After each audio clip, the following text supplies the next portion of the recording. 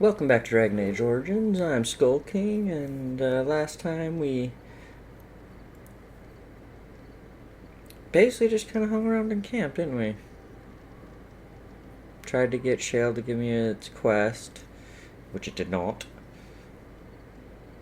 Sold and equipped some things to our teammates, and yeah, now we're just gonna talk to party members and see if anyone has anything interesting to say.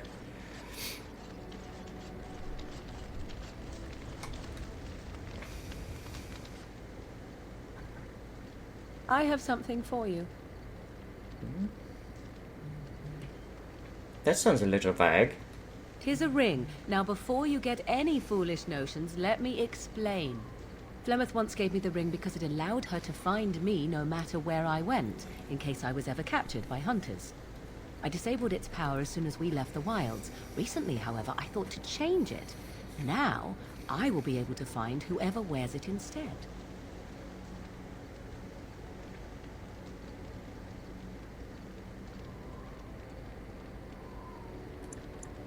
It's a sweet gift, thank you. It is not given out of sentimentality. I believe you are too important to risk. If you were captured, this ring would allow the rest of us to find you quickly.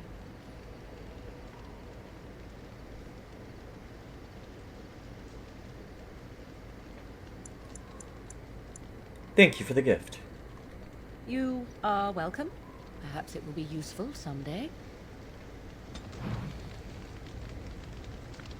Okay. I wish to ask a question of you. Go ahead.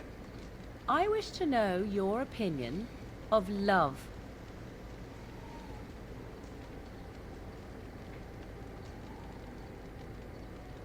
My opinion? You and I have been intimate, for one. We have been close for some time now. You are impressive in many ways, and you even protected me from Flemeth without hope of reward. I feel anxious when I look upon you. I dislike this sense of dependency. It is a weakness I abhor. If this is love, I wish to ascertain that you do not feel the same.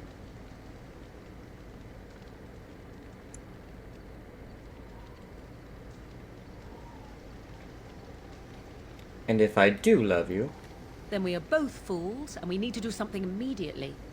I have allowed myself to become too close. This is a weakness for us both.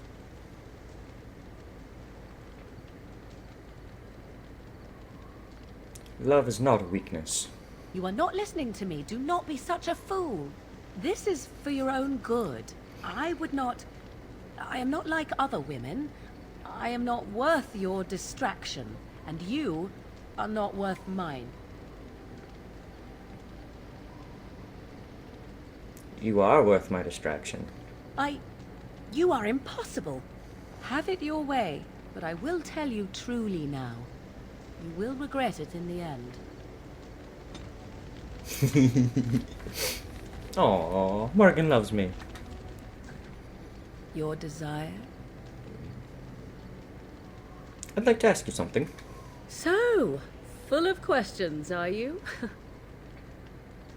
Never mind. Your desire? I'd like to discuss something personal. We are in camp, so 'tis as good a time as any.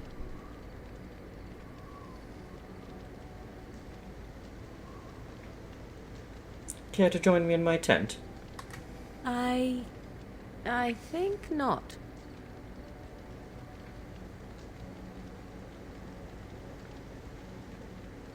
Is something wrong? Because something must be amiss with me in order to refuse your charms. You'll have to forgive me if I do not leap at your command like a trained warhound.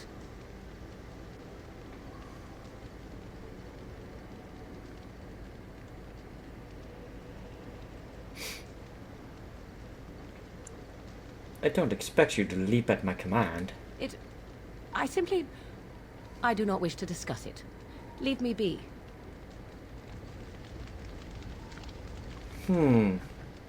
Your desire? Interesting. I'd like to discuss something personal. We are in camp, so 'tis as good a time as any. Kissa. What's this? 'Tis a rather odd discussion you seem to desire, leaning in so closely.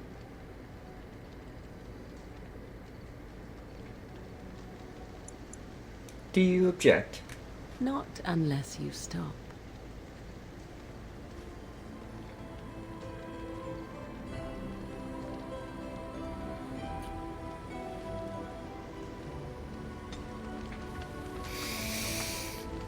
Alright. See if anybody else has anything interesting to say. Sten. You called. No. As you wish. Alistair. Something on your mind? Nope. Zivran. Here I am. Care to answer some questions? Oh, this should be good. Go ahead. What does it take to become an assassin? Well, the Crows would have you believe that it is an involved process that takes years of training. The sort that tests both your resolve and your endurance. Survive that process and maybe, just maybe, you're good enough to start being considered one of them. But quite frankly, the truth is that all it requires is a desire to kill people for a living. It's surprising how well one can do in such a field.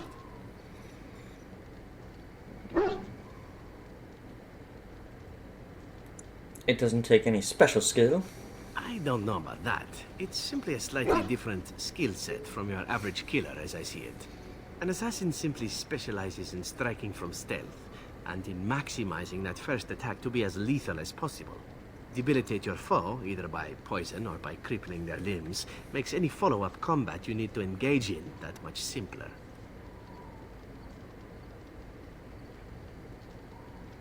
That sounds like it could be useful. See? Getting paid for the act is beside the point. An assassin is more a tactical choice than a lifestyle. Of course, the Crows like to pretend that their abilities are trade secrets, shrouded in shadows and wrapped in a blanket of mystery. So let's just keep this between you and me, shall we? Hmm? Okay. Here I am. Care to answer some questions? Oh, this should be good. Go ahead. Why did you want to leave the Crows exactly? Well now, I imagine that's a very fair question. Being an assassin, after all, is a living, at least as far as such things go. I was simply never given the opportunity to choose another way. So, if that choice presents itself, why should I not seize upon it? Why didn't you choose to join the Crows? To be truthful, I didn't even know the Crows existed when I joined them. I was but a boy of 7 when I was purchased. For 3 sovereigns, I'm told. Which is a good price, considering I was all ribs and bone and didn't know the pommel of a dagger from the pointy end. The Crows buy all their assassins that way. Buy them young, raise them to know nothing else but murder. And if you do poorly in your training, you die.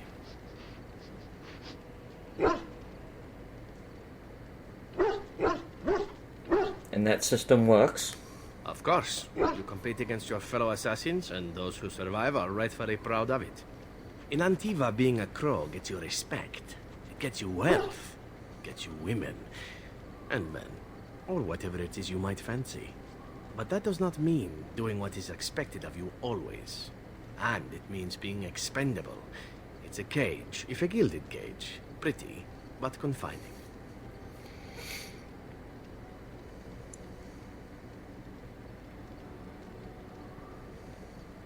Why didn't you just leave then? And become the next mark for some up-and-coming crow? Not likely. The only way to leave is for them to think you're dead. And even then, you'd best be scarce. As for what I'll do in the future, presuming that there is one, I truly can't imagine.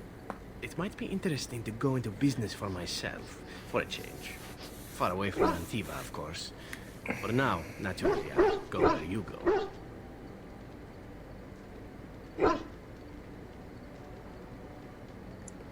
Won't the Crows eventually find you? Eventually can be a very, very long time, if one plays one's cards right. Come now, enough chit-chat.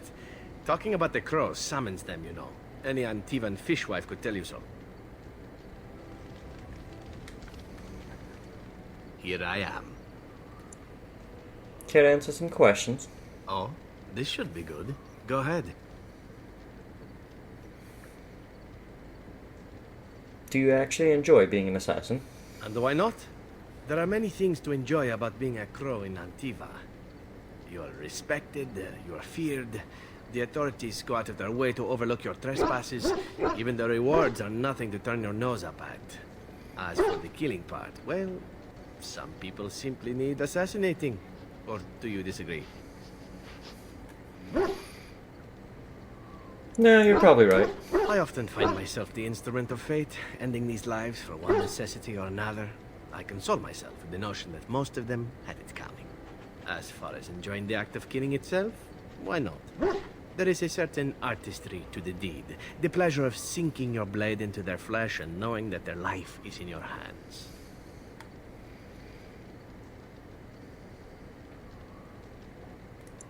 I know what you mean. There are many things I did not enjoy about being a crow, of course. Having no choice, being treated as an expendable commodity, the rules. Oh, so many rules. But simply being an assassin, I like it just fine. I will continue to do it if I can, even if I am not a crow.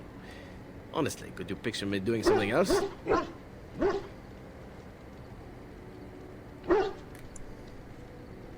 Why not?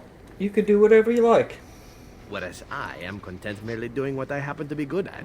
It's a talent that not many come by, honestly. I don't see why I need not pursue it. Of course, all these thoughts are moot. Chances are still good that you and I will perish, eaten by darkspawn or slain by the crows at some point. Very gruesomely, I imagine. But it is pleasant enough to chat about. Come, let's move on while our boots still have some wear in them. Here I am. Care to answer some questions? Oh, this should be good. Go ahead. Tell me a little about Antiva. Oh, you wish to know about Antiva, do you? The only way to truly appreciate it would be to go there. It is a warm place, not cold and harsh like this Ferelden. In Antiva it rains often, but the flowers are always in bloom. Or so the saying goes. You don't like Ferelden? It is fine enough with its dogs and its mud. The people are spirited, even if they can't tell the difference between an assassin and a mere killer. I hail from the glorious Antiva city, home to the royal palace. It is a glittering gem amidst the sand, my Antiva city. Do you come from someplace comparable?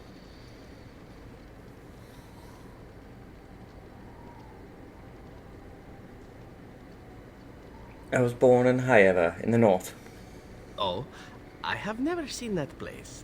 I am sure it has its charms, and its dogs.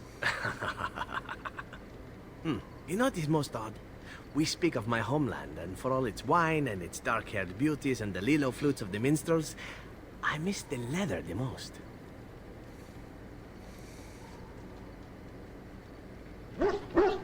This I have to hear. I mean the smell. For years, I lived in a tiny apartment near Antiva City's leather-making district, in a building where the crows stored their youngest recruits, packed in like crates. I grew accustomed to the stench, even though the humans complained of it constantly. To this day, the smell of fresh leather is what reminds me most of home more than anything else.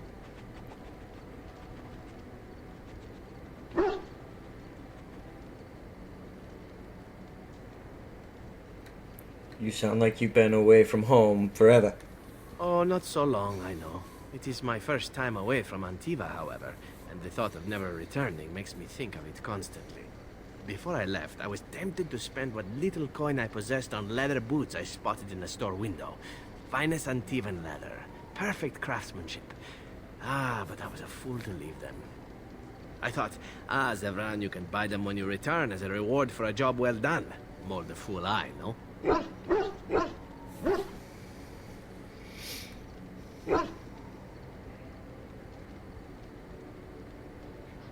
Your home is still there, Zevran.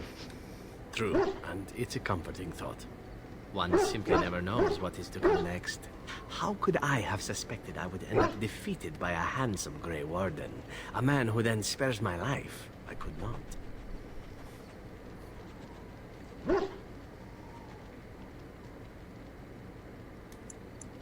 You need to make the most of where you are. Quite right you are. I see the Grey Wardens do not recruit fools. Now, if it is all the same to you, I would prefer not to speak more of Antiva. It makes me wistful and hungry for a proper meal.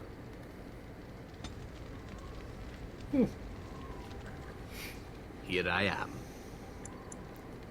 I want to discuss something personal. Oh, this should be good. What would you like to discuss? Never mind. Here I am. Can I answer some questions? Oh, this should be good. Go ahead. Nope. Alright. Let's go talk to Wayne. You're quite taken with each other, aren't you?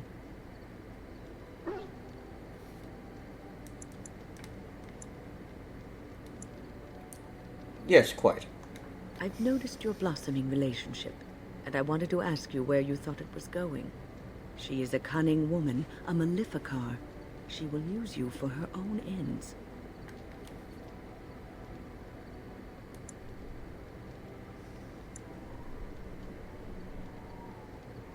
No, I trust Morgan. I am telling you what I see and what my instincts tell me. And even if the feelings you share are genuine, this affair may not be the best thing for either of you. You are a Grey Warden. You have responsibilities which supersede your personal desires.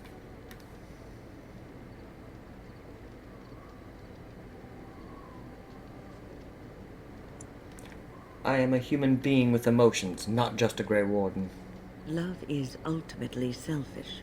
It demands that one be devoted to a single person who may fully occupy one's mind and heart to the exclusion of all else. A Grey Warden cannot afford to be selfish. You may be forced to make a choice between saving your love and saving everyone else. And then what would you do?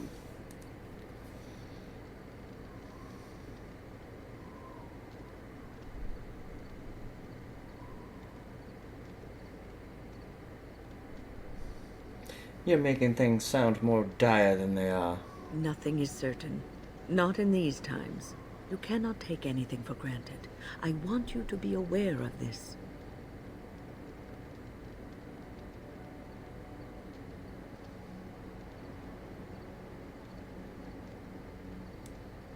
I'll consider what you have said. I am just trying to minimize the suffering that may come to either of you. I have given my advice. Do with it what you will. Wayne did not like that conversation. What's on your mind?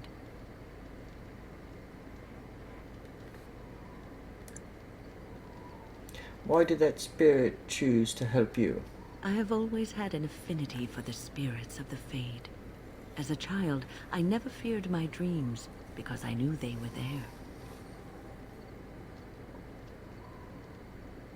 What about demons? I could sense the demons, too, and their presence frightened me. It was the kindly spirits of the Fade that took the fear from me. I've always been able to feel the spirits, even if I never saw them. And as I nurtured my talent in the circle, I became more sensitive. I began to notice every time I was in the Fade, whether it was in a dream or in magical practice, that I was being watched. Creepy. Sometimes I would see it, a glowing, nebulous form. Most times I would just feel its presence, gentle and comforting, but somehow alien. I think it is a spirit of faith. They have never been seen before, and perhaps I am wrong. But something tells me I'm not. It always felt like the same entity. This one spirit was curious about me, and was guarding me, for want of a better word.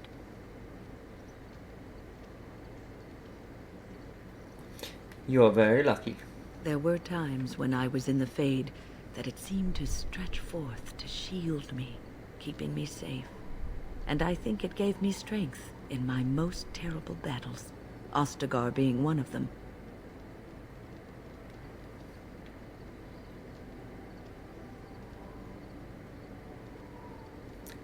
So the Spear of Faith is your personal protector. I don't know why I was chosen. Perhaps it knew that there was something more that lay in store for me. I like to think that I was given a rare chance, and I'm going to make the best of the time so generously given to me.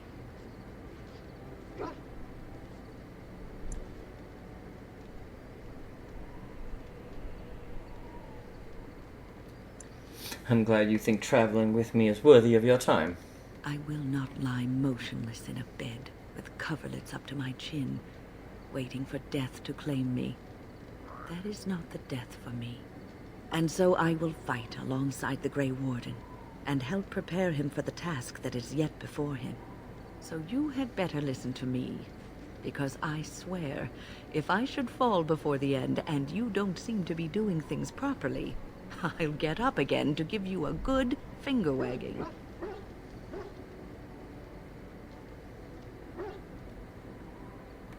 I'll hold you to that promise. You know, I think you'll be all right, even without my help. Ooh, gained back 3 points I lost from the Morgan conversation. Alright, that's where we'll end today's episode. Don't forget to leave a like on the video. Hit subscribe if you haven't already. Hit that bell icon to be notified when I post my next video. Share this video with anybody you think may or may not enjoy it. And don't forget to leave a comment in the comment section below. Helps my channel out immensely if you can do all those things. And until next time, Skull, have a good one.